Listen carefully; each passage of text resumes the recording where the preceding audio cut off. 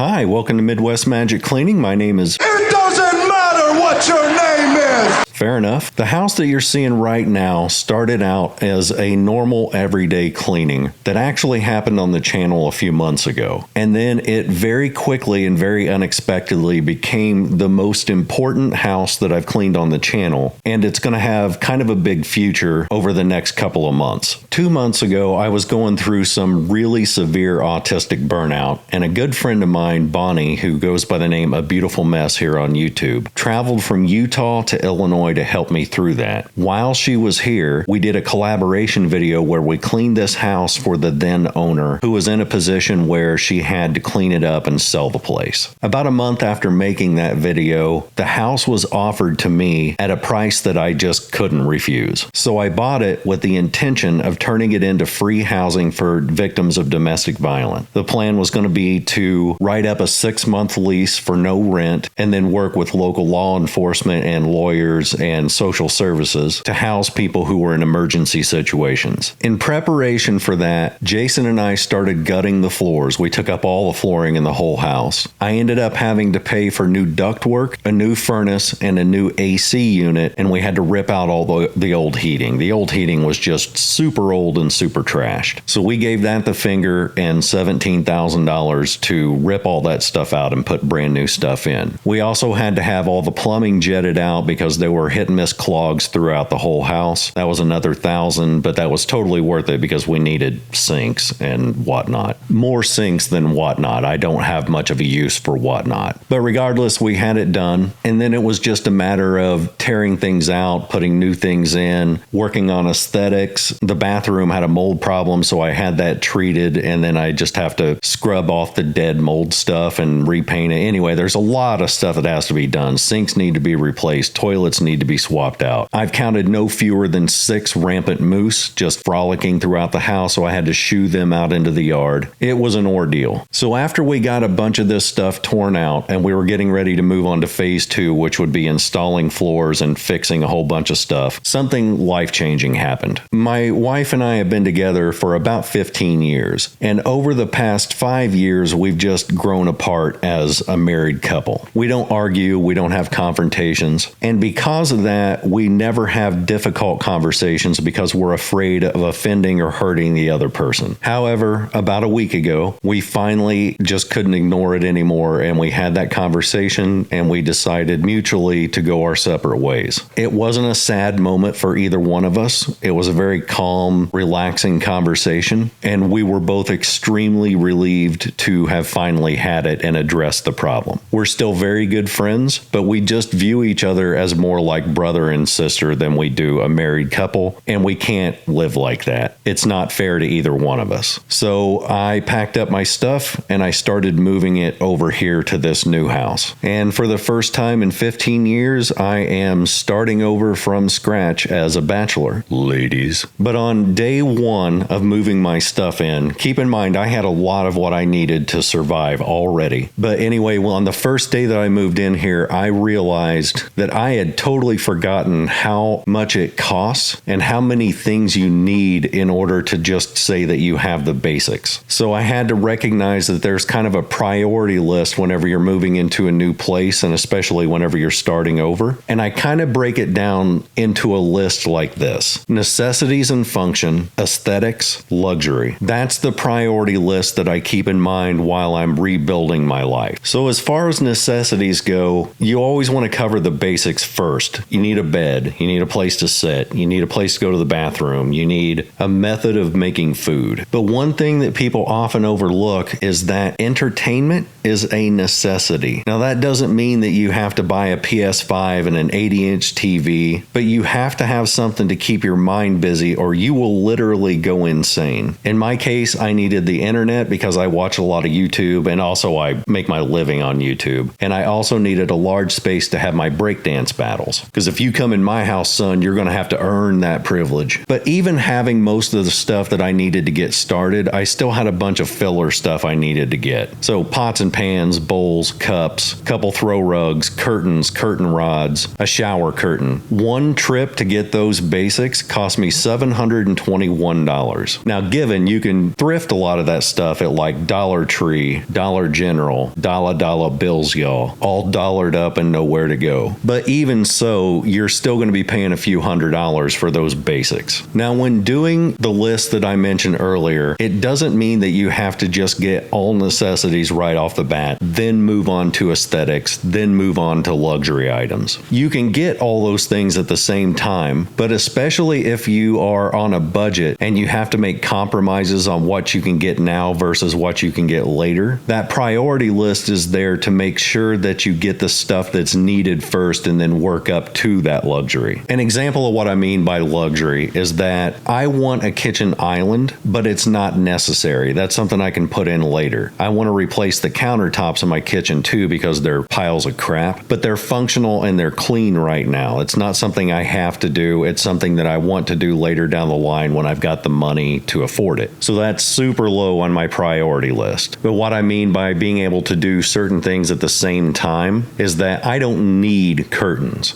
but my neighbors need me to have curtains. Technically, those are aesthetic, but it doesn't hurt anything for me to just get those at the same time as I'm getting the necessities. But since I'm also trying to budget, I didn't get new curtains for every window in the house. I got them for the rooms that are the most important. My bedroom so I can block out sunlight, my bathroom so that my neighbors don't see too much of me, and my living room because that's where my computer is and people outside my window don't need to see what I'm looking up.